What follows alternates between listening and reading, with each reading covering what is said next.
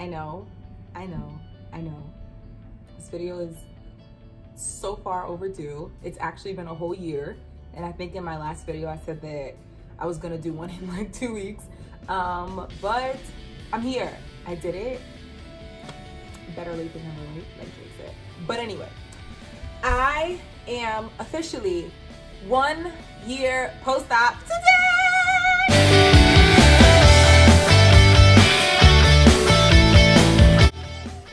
I can't even begin to describe what this has been like. I mean, but I will, but like, you know. I have very good reasons as to why I did not do a video sooner. Well, you may not be.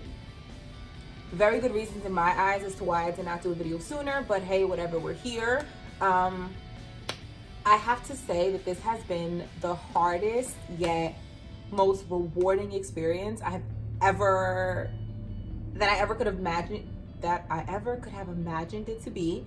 And this journey has been nothing short of crazy. As you can see, I look a lot different from my last video. I am today, April 9th, I am 1 year post-op and I have lost 99 pounds.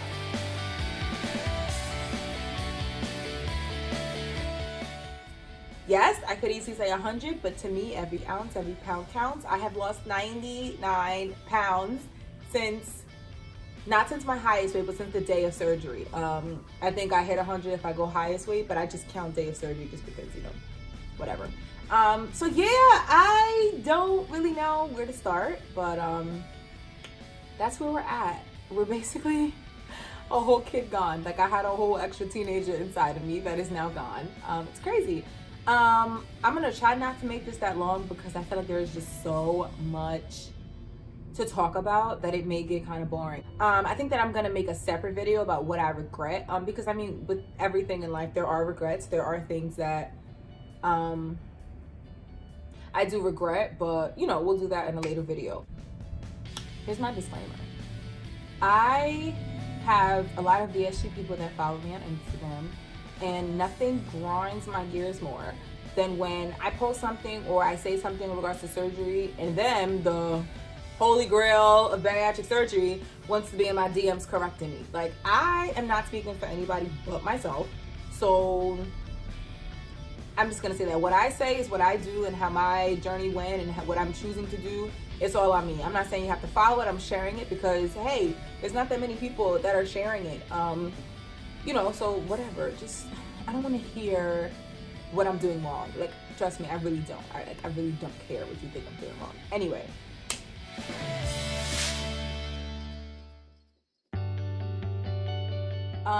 Maybe a week after I made my last video, which is basically a year ago, my face broke out like nothing you will ever believe, which is one of the reasons that I said I never made another video.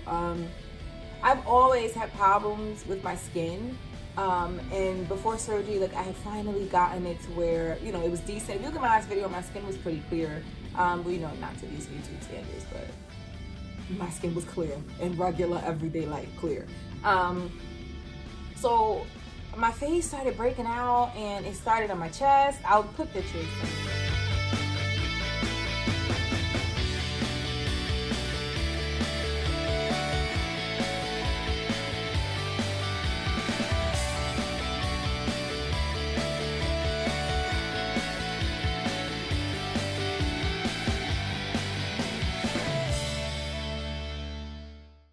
It started on my chest, then my chin, and then it just didn't go away. It just got worse and worse.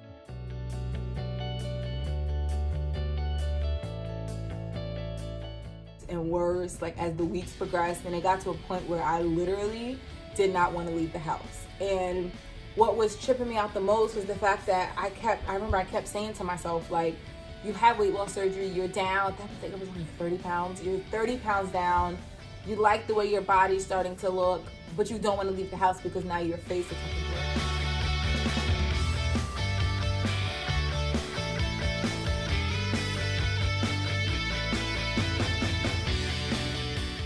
good. Like, it was such a low point for me because I'm like, I did all of this to lose weight, look better, feel better, and then this happens. I went to a dermatologist, I went back to my surgeon, I went to my primary doctor. Nobody could figure it out. I did, one of my incisions, the one in my belly button, actually did get infected. So, the first doctor was like, oh, this is from the infection, let me put you on antibiotics. Did the antibiotics for 2 weeks. It fake cleared up, but not really. Like, my face still wasn't like regular. So it was just months and months and months of them telling me, like, nah, we don't know. Like, we don't know why you're so broken out. And I don't mean this is one pimple. Like, this was like, this was crazy. So it got to the point where my one doctor, my primary care doctor, who also is very holistic and does like functional medicine, he was trying to explain to me that basically my face and my skin was reacting like this because of all the toxins that were like leaving my body, like trying to get out, because I was losing all these fat cells so quickly that all the toxins had like come to the surface, and that's why my skin was just, so disgusting. So it really just came down to find a regimen that works. And anybody who's had acne knows that takes months. Like, that takes a very, very, very long time to find something to clear your skin. So I did end up finding a regimen, thank God, after months of trial and error. And it wasn't until like January that I was finally okay with going back to not wearing makeup. But I still had a lot of dark marks. And if you notice my last video that I made, I didn't have any makeup on. I didn't have anything on. And I'm like, I don't want to make a video and sit in front of a camera with a flash on in the sun and have a full face of makeup. Like, 'cause that's never been me. Like, yes, I do my makeup if I'm going out. Now I do my makeup for work sometimes, whatever. But that's not me. Like, I'm such a, like, I don't want to say lazy, but like, I'm such an effortless person. Like, I'd rather put some moisturizer on my face and leave the house. Like, I'm not a beat my face every day type of person. And it was bothering me that it had come to that, because for months, more than 6 months, I did not want to leave the house unless I had makeup on, which was hard, like, because like from the neck down, I felt great, but the main source of what people look at, it was just, it was just really discouraging. But as you can see, my face is better. I have no makeup on right now. Just Blue Sticks and moisturizer. I still have dark marks, but like I said, it's way, way, way, way, way better than way better than before.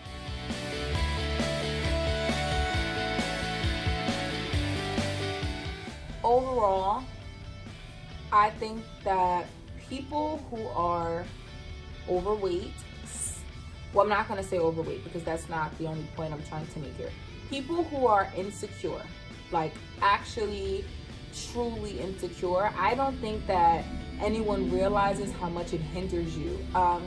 I was extremely insecure before surgery, and I think I did a pretty good job of hiding the severity of it, but it was definitely to the point where when I was getting dressed to leave the house, no matter where I was going, I was thinking, what would somebody walking past me think if they saw me in this? Like, it was very, very, very deep. Like, I cared entirely too much about what other people said. And I don't think that I realized that at the time. I was just so unhappy with the way that I looked. That it really affected me mentally. I think that this surgery has done more for me off the scale than it has on the scale, because you have weight loss surgery to lose weight. That's the name of it. That's the point. But what they call non-scale victories, those have surpassed any of my expectations. I literally have confidence that I didn't even think that I was capable of exuding. Like,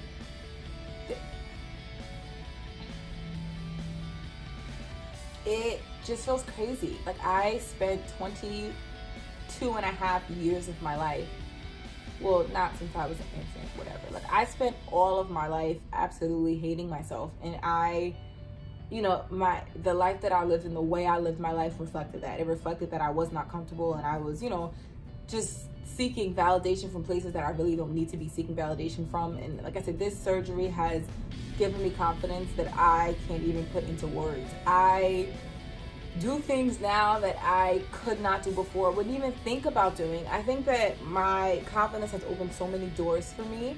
One in regards to my son, like, I would take him places, me and my son have an amazing, amazing relationship. He's 8, well, he's about to be 8. I would take him places like Sky Zone and kind of just like, watch him jump, watch him play, watch him run around, watch him this. And like a month ago, we went to Sky Zone and we were on the trampoline jumping. Like that did so much for me because I feel like I can now be more physically involved. Just like playing wise, it just feels good to be able to run around with him. We went to the park, we got on the swings, like stuff that I would just never have been able to do. Personal life, I feel like I'm still the same like introvert that I've been, but I think that I'm more willing to express myself, and I feel more capable of ending relationships, whether it be romantic or friendships. I feel like I kind of just know my worth, and it's so sad. It's so sad that I didn't before. Like I never, there was no self-love. There we go. There was zero self-love. I did not love myself. I honestly don't even think that I liked myself, and that reflected in every single aspect of my life. I was holding on to relationships and friendships that didn't serve me well at all, but I just felt like nobody else is going to want to be around you, so hold on to the people that do. And that's such a really, really trippy mindset to have. With respect to work, I feel like not that I think that this is why, but in September I got a really nice promotion at work. I work in healthcare, for those of you guys that don't follow me on Instagram and don't know. And I got a really nice promotion, and I feel like that came the few months leading up to that promotion. I think that I had broken my shell. I was more confident. I was no longer like hiding at my desk. I felt more comfortable, like, and it's gonna sound crazy, like even on conference calls where there was like, stuff to say. I feel like I spent the last 2 years kind of just being quiet, like not really putting on my input, but I find that now I'm more willing to say, hey, well, I think this, we should do this, and I think that all goes back to confidence. Like I had zero confidence in anything about myself because of how I looked, which is so crazy. So I feel like even now, like I get dressed for work and I feel good. Like I feel good. I want to do so much more. I took a CPC exam and passed it. I'm now a CPC, certified professional coder. It's just like little stuff like that. Like I have all these desires to like learn different aspects of work. I want to master it so that I can present it. Like there's just so much stuff that I know I would have never done before, and it all goes back to confidence. So I think that back to what I was saying, I think that anybody that is truly sincerely insecure, you don't realize how much that cripples you and how much that hinders your growth. I think that I have learned now that self-love is so important, and that in combination with my faith. I serve God wholeheartedly. My life belongs to Him. I am just His servant. I'm just doing what it is that He put me here to do. So I think my faith obviously is the first thing that has made sure that my life is what it is. But I think that also self-love plays a really, really big part in that. You have to love yourself. And even if you're not at the point where you love yourself, work towards it, because it just feels so good to say, hey, I know what I'm worth. I know what I should and shouldn't put up with, and I am not going to settle for anything less than greatness. And we see all this stuff on social media saying to do that, but are you really doing it? And I feel like if it wasn't for this surgery and the confidence that it gave me, I would still hate myself. Like, not even I know for a fact, I would definitely still hate myself. And like I said, and it's not even the reason I had originally said people who are overweight, I mean insecure, is that there's people who are underweight. There's people who are regular weight that are very insecure. So I'm not saying you have to lose weight or get this surgery to find self-love. That is not at all what I'm saying. There are people who exude confidence that weigh so much more than me, that weigh so much less than me. I don't think your weight has to do it. I think it just has to do with whether or not you're confident, whether or not you're secure in yourself. And I really think, I say this to everybody that asks me about it, this surgery gave me way more non-scale victory than scale victory. Eating is still very, very scarce. I know everybody is different when they get to the 1 year point, but I have made it a very, very, very big goal of mine to not consume more food, because I feel like I'm far enough out to do so. Just like kind of like right after surgery, I stayed on like the clear liquid soft foods for months. Like, I think that I was okay to like move into solid foods at like 8 weeks, but I think I waited until like 13. You know, just because if I wasn't starving or felt like I was dying, I didn't really see a need to progress. And I think that kind of had something to do with the weight loss too. Because even to date, eating is still very, very difficult. I'm not gonna say difficult, but realistically, I eat maybe one like actual meal a day. The rest I'm snacking. Yes, my snacks could be better, but at the end of the day, they could also be worse, the way I look at it. I still can't eat bread. Well, I can, but very, very, very minimal. So like a cheeseburger, still haven't had a cheeseburger because it's just way too heavy. Trying to think of other stuff that I purposely stay away from. Cheeseburgers, no, I actually love french fries. I do figure out how to get french fries down. Anything thick I can't do. So what I really stick to is seafood. Crab legs and shrimp are in rotation all the time. What else do I eat a lot? I sound like a city girl.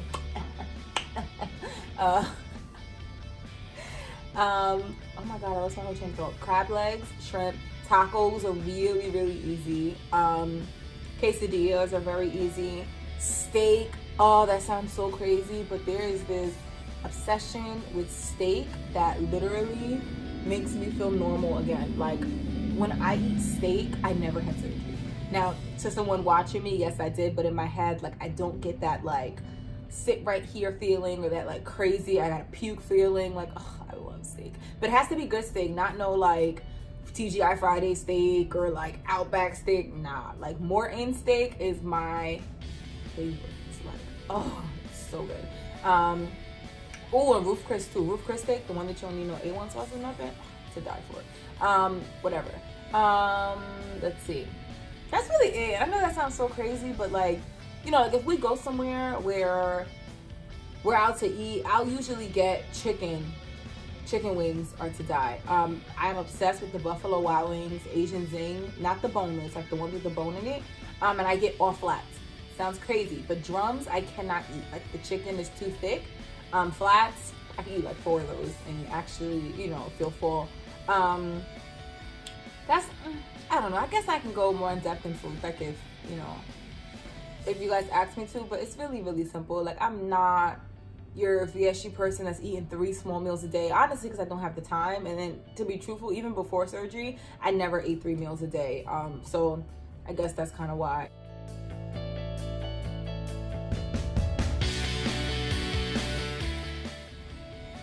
My current stats, my surgery weight was 238.9. That was April 9th of 2018. My weight this morning was 139 point,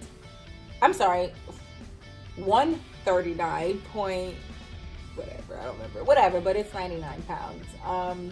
I hit my goal weight back in November, I think it was, because my personal goal was 170. I think that's what I said in my last video. But, you know, for surgery purposes and insurance, your goal weight has to be what'll put you at like a normal BMI, whatever. But yeah, that's what happened. I'm like 140, which is crazy. Like, I have never seen these numbers in relation to me, and it's crazy. I feel good. I really would like to dedicate myself more to the gym. You know, I work out now, but I want to get to the point where I am, you know, I can't not work out. Otherwise, I think that this has been one hell of a journey. I would do it all over again if I could. I absolutely love answering all the questions that I get, because I feel like I didn't have anybody to talk to and kind of go off of when I was having surgery. There was one person whose videos like did it for me, and her name is Ismarais Ochoa. I'll put her thingy down. Her videos were amazing, and she actually did them like every 3 months, and she looks amazing now. Other than that, I didn't have anybody, so I really just want to, you know, be that person. I am, you know, posting stuff on Instagram all the time with regards to the surgery. That's just kind of like the easiest thing for me to do. So if you don't follow me on Instagram, you can follow me on Instagram. You can DM me your questions, but like I said, I don't take opinions, okay?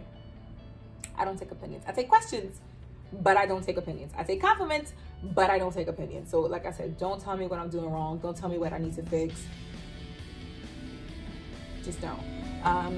I think that's it. I really, really think that's it. But like I said, I'm gonna try. No promises, because clearly my promises are shit. I'm gonna try to do a video about the stuff that I regret and more into like the problems that I had post surgery, just because, you know, I like to give everybody the good side and the bad side of it. But that's it. I am Ismarais. I had VSG April 9th, 2018.